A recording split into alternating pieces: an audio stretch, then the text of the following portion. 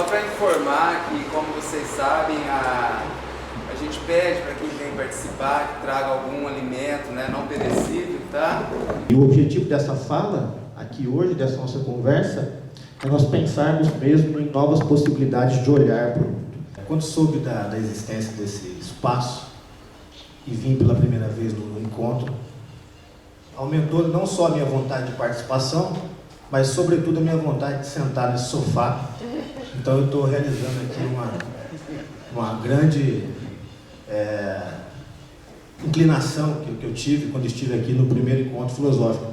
Eu queria agradecer imensamente a oportunidade de estar aqui conversando entre colegas e amigos. Isso é bastante honroso, né? Pensar que uma cidade como Batatais possui um espaço de resistência, né?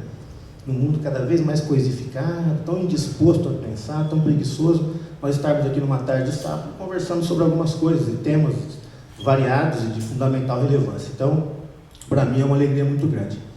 Esse sofá aqui de fato, ele é próprio para começar uma conversa sobre espaço, né? Porque, para mim, ele configura um espaço de memória, e eu vou explicar por quê. Eu, quando criança, uma família muito simples, né? Nós nos deslocávamos de ônibus aqui em Batatais para visitar as minhas avós. E eu e minha mãe, e meu pai às vezes. E eu tinha um fascínio muito grande por ônibus circulares, né? Circulares interurbano aqui em Batatais. E ficava, na época acho que era o Emurba, um ônibus azul, né? E eu me lembro de detalhes do ônibus, assim. E eu vou explicar por que disso. Para mim, o ônibus era muito mais do que um veículo de transporte. Ele era um espaço que levava os netos às casas de suas avós. Isso quando criança, né? E de modo que o meu grande sonho na vida, na minha infância, foi ser motorista de ônibus, né? Minha primeira grande profissão que eu quis buscar foi ser motorista de ônibus. E então eu ficava sentado perto do motorista, no ônibus, e ia decorando o percurso que ele fazia na cidade de Batatais. Certa vez, eu tinha um sofá desse, muito parecido com esse na minha casa, só que ele era de tecido e ele tinha um vão aqui. E eu era muito menino ainda, 8 anos talvez. Eu roubei um bambolê de uma de minhas primas, e o bambolê não teria a sua real finalidade para mim, né? Só que eu vi nesse bambolê uma outra possibilidade, o que já começou aí uma poética do espaço, né? Eu peguei esse bambolê, coloquei as minhas 2 pernas nesse vão aqui, do sofá, e encaixei ele exatamente nesse braço. E a partir desse momento o sofá passou a ser o meu ônibus. E aí eu conduzia a minha vida pelas tardes solitárias de um filho único, por esses caminhos, né, imaginários. Esse sofá, juntamente com um bambolê, cuja finalidade não era o requebrado, serviu para mim como uma das primeiras poéticas do espaço. E sobretudo porque nesse ônibus eu conheci um senhor que exalava poesia chamado Zeca Lopes, que entrava no ônibus. O Zeca Lopes, de fato, merece aqui uma honrosa homenagem nesse espaço de resistência em Batatais. Ele entrava no ônibus e sempre trazia no bolso de seus ternos dezenas e dezenas de origamis e saía distribuindo para cada criança que estava no ônibus. E ele não tinha um destino marcado. Ele fazia todo o percurso de circular e descia aqui no Riachuelo, onde era a sua casa. E eu me encantei por ônibus graças ao fato dele me levar às casas de minhas avós e ao fato de nele estar Zeca Lopes, né, exalando e distribuindo poesias para as crianças que transitavam nesses ônibus. Eu descobri, a vida me encaminhou para a educação, e eu fui estudar um dia, a raiz da palavra educação tem a palavra ducere. Ducere é uma das palavras que originaram a palavra educação, na raiz latina. E ducere nada mais é do que conduzir. Então, de certa forma, o professor também ele é um motorista de ônibus que não levam os seus alunos para a casa de seus avós, mas levam-os a um futuro mais seguro, talvez. Há um diálogo bastante profícuo, já bastante antigo, entre a literatura e a filosofia, né? Em termos de registro, esse diálogo começa lá no século IV, com Aristóteles, né? Na sua obra poética. Então, e ele se estende até os dias de hoje, né? Há muitos filósofos que transitam entre a filosofia e a literatura, ou a filosofia e a arte. Nós temos poucos filósofos poetas, e o Bachelard é um deles, e para mim, um dos meus, pessoalmente, é um dos meus prediletos. Gosto muito da obra de Bachelard e da maneira como ele apresenta a sua filosofia, um texto intensamente poético, né? Não dá vontade de parar de ler Bachelard. E essa obra, então, Poética do Espaço, é um colírio, é um deleite para a vida, né? E vamos então fazer o elo entre essas duas temáticas, espaço e literatura. Para o Bachelard, na obra Poética do Espaço, é ele que tem essa denominação, ele que cria essa denominação de topoanálise, que é a análise espacial. A topoanálise seria o estudo sistemático dos locais de nossa vida íntima, né? De modo que ele vai fazer uma associação entre alguns espaços e as nossas condições físicas, psicológicas, sociais. O Kant, que é um dos filósofos que encabeçaram essa discussão, ele vai amparar a existência humana sobre 3 pilares fundamentais, sobre 3 categorias fundamentais. Quais são elas? Tempo, espaço e causalidade. Durante muitos anos e muitas décadas, predominou-se na filosofia o tempo. O tempo era a grande questão da filosofia. A duração era a grande questão da filosofia. E o espaço sempre colocado de lado e visto como algo estático que nada correspondia à constituição, à formação do sujeito, né? E demorou muito para que o espaço começasse a receber o seu devido lugar na filosofia e no pensamento ocidental. É uma grande discussão. O tempo ele é capaz de matar o espaço e os eventos, né? E é para isso que nós edificamos alguns espaços. É para isso que nós ocupamos algum espaço. É por isso que a maioria das guerras pelas quais o mundo passou e passa são, na verdade, disputas por espaços. São, na verdade, tentativas de intervenção no espaço.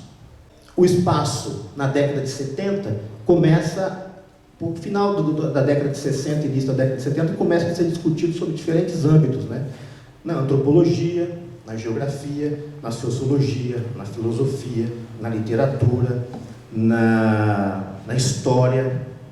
Alguma coisa acontece em algum lugar, tem que ter um espaço para acontecer. Na década de 70, ou seja, o espaço é algo bastante jovem ainda, né? O pensamento sobre o espaço é muito jovem para nós. Surge a obra A Produção do Espaço. E aqui está o principal embrião. E no mesmo ano, o Bachelard publica A Poética do Espaço, e é dele que eu roubei o título dessa comunicação, como vocês podem ver. O ideal épico ele tinha como premissa a unidade entre sujeito e espaço. E aí, com o passar do tempo, sobretudo após a Revolução Industrial, houve uma cisão, né? E com a chegada também da propriedade privada, houve uma cisão brusca entre o sujeito e o espaço, em nome de algo que nós acreditamos ser o progresso. Essa também é a nossa relação com o espaço. É uma relação hoje mediada pela tecnologia, por mídias, né?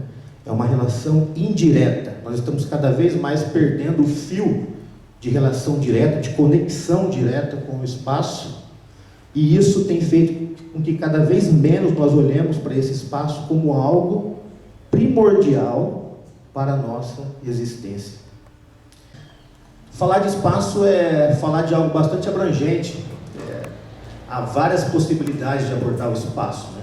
E eu optei por caminhar num caminho mais seguro para mim, que é a literatura, e por isso a escolha de poéticas, né? E a maneira como nós podemos, a partir dessas poéticas, reeducar os nossos olhos para vislumbrar os espaços, né? Nós falamos em poética a partir do século IV, né?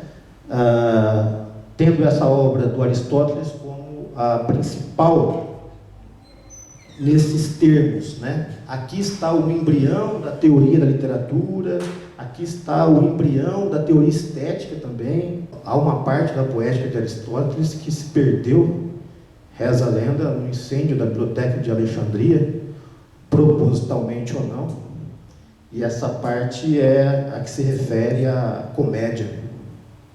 E Humberto Eco, lá no seu livro O Nome da Rosa, vai tratar exatamente disso. O riso ainda continua sendo algo bastante perigoso para a sociedade, né? Então ele começa em Aristóteles a definição dos gêneros literários, e a poética começa a se desgarrar como uma matéria independente e autossuficiente. Ela é filha da retórica, né? E a ornamentação da palavra estava ligada ao ofício da comoção pela linguagem.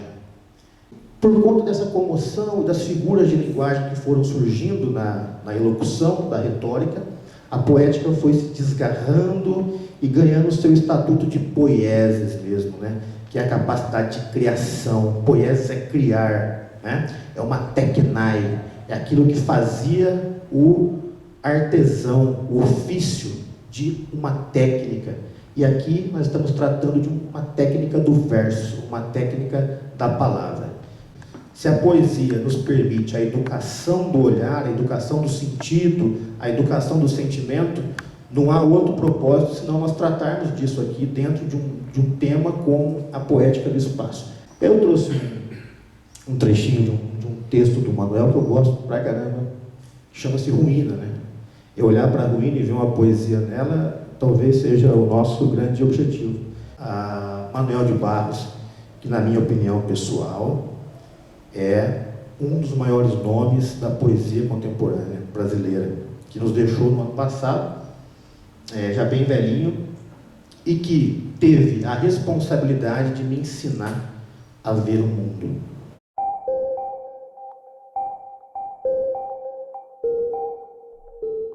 Qual a diferença assim, entre invenção e mentira? Se eu disser a você que eu fui ali na padaria e comprei um pão, é uma mentira. Eu estou aqui, não fui na padaria, não comprei um pão. E a invenção é um negócio profundo. Invenção é uma coisa que serve para aumentar o mundo, sabe? Manuel tinha em sua casa um espaço. Ele acordava às 5 da manhã e subia para esse espaço. E esse espaço tinha o nome de Canto de Ser Inútil. E ali ele ficava até o meio-dia, fazendo os seus cadernos. Ele mesmo fazia os seus cadernos, fazia os seus lápis, apontava os seus lápis e escrevia as suas poesias. Me dói um pouco a ideia de ter vivido, de ter sido um contemporâneo de Manuel, não ter tido a vergonha na cara de montar num ônibus ou num avião e ir até o Mato Grosso, conhecê-lo pessoalmente, uma vez que em contato com várias pessoas, todas elas me diziam que ele era um sujeito bastante acessível, que gostava inclusive de receber as pessoas em sua casa por um bom café. Ruína. Um monge descabelado me disse no caminho: eu queria construir uma ruína, embora eu saiba que ruína é uma desconstrução. Minha ideia era de fazer alguma coisa ao jeito de tapera, alguma coisa que servisse para abrigar o abandono, como as taperas abrigam. Porque o abandono pode não ser apenas de um homem debaixo da ponte, mas pode ser também de um gato no beco ou de uma criança presa num cubículo. Um abandono pode ser também de uma expressão que tem entrado para o arcaico ou mesmo de uma palavra que esteja sem ninguém dentro. O olho do monge estava perto de ser um canto. Continuou. Digamos a palavra amor. A palavra amor está quase vazia. Não tem gente dentro dela. Queria construir uma ruína para a palavra amor. Talvez ela renascesse das ruínas como o lírio pode nascer de um montouro. E o monge se calou, descabelado. Então, a poética nos dá a possibilidade de nós reeducarmos o nosso olhar. Há um professor da UFTM, que é um amigo pessoal, Osíris Borges Filho, e ele tem um livro, está aí o livro, depois eu mostro para vocês, chamado Introdução à Topoanálise, né? Que ele cria uma metodologia de análise do espaço literário, que pode perfeitamente ser aplicada à análise de qualquer espaço artístico ou mesmo aos espaços cotidianos. Ele diz o seguinte: por topoanálise entendemos mais do que o estudo psicológico. Assim, inferências sociológicas, filosóficas, estruturais fazem parte de uma interpretação do espaço na obra literária.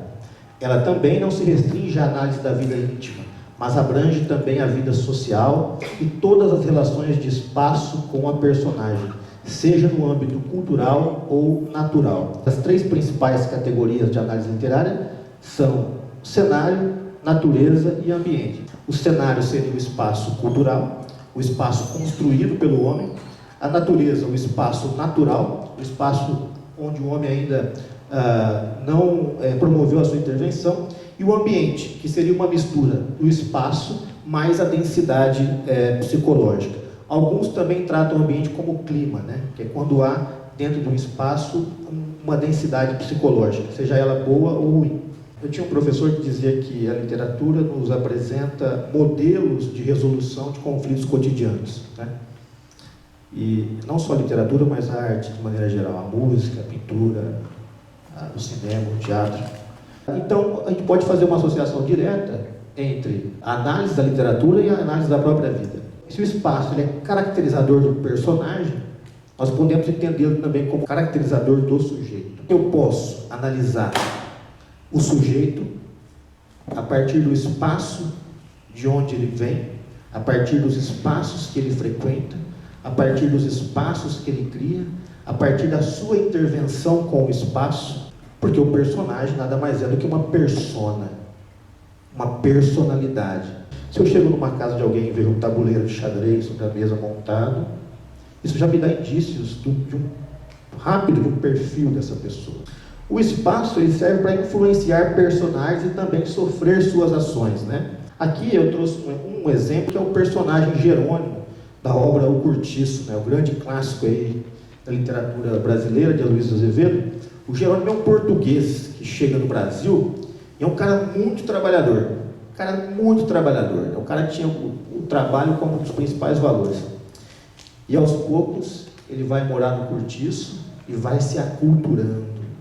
O Curtiço vai fazendo dele uma pessoa mais preguiçosa, ele começa a estender um pouquinho o horário pós-almoço, começa a chamar uns amigos para ir na casa dele tomar uma pinguinha à noite e tal. Então ele vai se vagabundeando, influenciado pelo espaço, que nesse romance é o personagem principal. Então nesse romance do Aloysio, o Curtiço é o principal personagem, porque é ele que determina as ações de todas as pessoas que estão ali dentro, inclusive alterando significativamente a vida desse personagem, que sai de Portugal e vem ao Brasil, e ao sofrer a influência do espaço, se transforma. Isso acontece com cada um de nós também.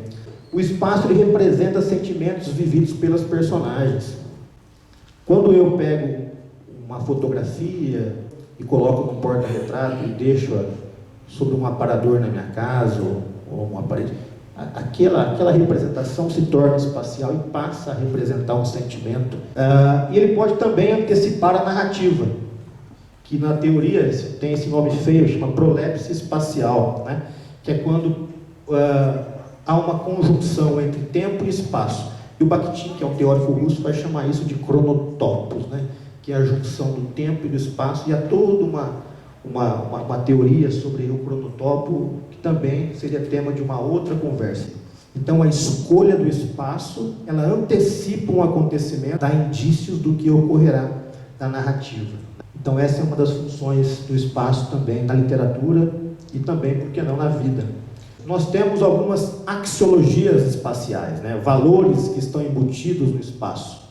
O Bertrand vai dizer o seguinte: o espaço não é apenas uma simples topografia.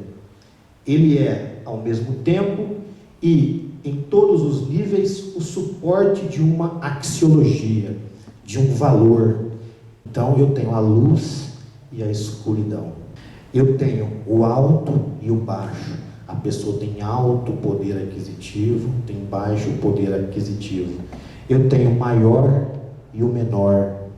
Eu tenho a direita e a esquerda. A esquerda é uma anormalidade. A esquerda come criancinhas, né? No pensamento de alguns. A esquerda do canhoto, que era visto como um anormal durante muito tempo na escola. Então veja, tem valores impressos em coordenadas espaciais, axiologias, né? O que está perto e o que está longe. Né? O Leonardo falou uma coisa interessante. Será que realmente nós estamos aqui? Né? O que é o aqui? O que é o lá? E esse lá está a quanto de distância de nós? Acho que essa filosofia mineira do logo ali é bastante interessante, porque ela suprime algumas distâncias, né? E a distância é aquilo que nos afasta de muitos sonhos, de muitas vontades, de muitos desejos, né? Então eu prefiro pensar no logo ali, como uma filosofia de vida mineira. Nós chegamos à conclusão de que o espaço ele tem uma carga de subjetividade, né? Totalmente.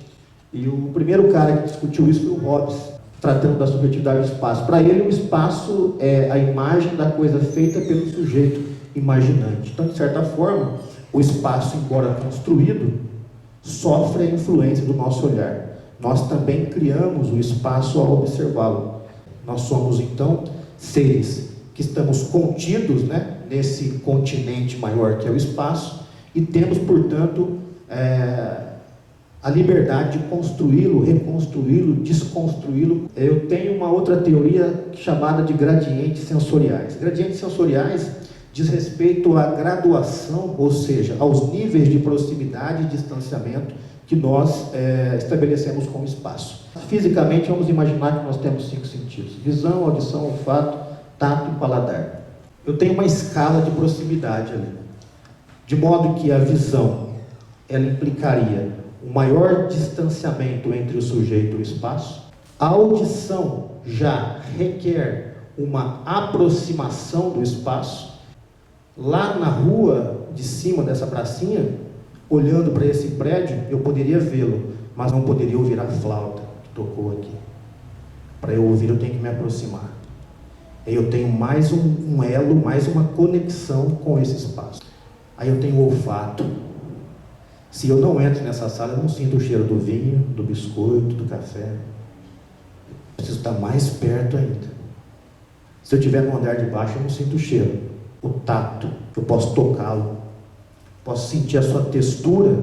Posso tocar essas cortinas e sentir o espaço de uma maneira interessante. O paladar é o menos usual dos sentidos. Mas eu tenho uma séria desconfiança de que há pessoas que lambem paredes por aí. Mas ele é menos usual, né? Embora eu também ficaria impressionado ao ver uma pessoa lambendo uma parede. E o sexto sentido, que é a intuição e a sensibilidade, que só vem à tona dentro de uma formação cultural, ética e estética bastante consolidada. Vou voltar mais um exemplo do Miyakoto. Ele diz o seguinte: ele começou a entender a poesia do espaço, a poesia do mundo, quando seu pai trabalhava numa ferrovia, saía com ele, caminhando pela rua, e pedia para que ele elegesse as pedras mais bonitas que estivessem pelo caminho e as selecionasse. Onde está a beleza desse espaço? Procure as pedras que você considere mais bonitas. E aí Adélia Prado vai dizer o seguinte: Deus de vez em quando me tira a poesia. Olho para uma pedra e vejo uma pedra. E é disso que nós estamos falando, né? É olhar para uma pedra e ver que ela pode ser muito mais do que uma pedra. Então, a poética nos dá a possibilidade de nós reeducarmos o nosso olhar. O Bachelard diz o seguinte, né? Pelos poemas, talvez mais do que pelas lembranças, tocamos o fundo poético do espaço da casa. A casa abriga o devaneio. A casa protege o sonhador. A casa nos permite sonhar em paz. E aqui o meu convite é para que nós pensemos uma casa não individual, mas uma casa coletiva. Uma criança sai na rua e, embora essa criança não seja meu filho, ela está sob a minha responsabilidade, porque eu sou um coparticipante da vida dessa criança. Então percebam a responsabilidade que nós temos de intervenção no espaço e, consequentemente, na vida das pessoas. A terceira margem do rio é algo que nós não podemos definir. Na lógica do espaço, o rio possui apenas 2 margens. O Guimarães, gênio, né, que foi, cria um conto chamado A Terceira Margem do Rio. E até hoje, artigos, dissertações de mestrado, tese de doutorado, tentam descobrir o que será essa terceira margem do rio. O que eu acho uma violência contra o conto. Um artigo que se propõe a tentar descobrir qual que é a terceira margem do rio é violento. A ideia é não descobrir nada. A terceira margem do rio é o espaço da possibilidade. E cada um de nós temos que saber quais são as nossas possibilidades, quais são as nossas inclinações. É o espaço da criação, é a poiesis. E, para nós recuperarmos esse elo entre nós e o espaço, nada melhor do que nós, de fato, buscarmos essa terceira margem do rio como um ideal de espaço ideal. Esse é o grande lance, né? Buscar o ideal de um espaço ideal. E eu estou me referindo, repito, a um espaço coletivo. E, de novo, Batatai, por ironia, está aí na frente, né? Com um projeto desse tamanho, porque eu não sei se você conhece alguma coisa desse tipo, eu tenho visto alguma coisa, mas nesse formato não, com essa proposta não. Aberto para que cada um traga o seu tema, né? E eu vou dizer aqui que numa hora dessas eu vou trazer um Ubuntu para a gente trocar uma ideia, para a gente bater um papo, para a gente falar um pouquinho dessa filosofia africana, que é muito rica, né? Que é muito bacana e pouco conhecida.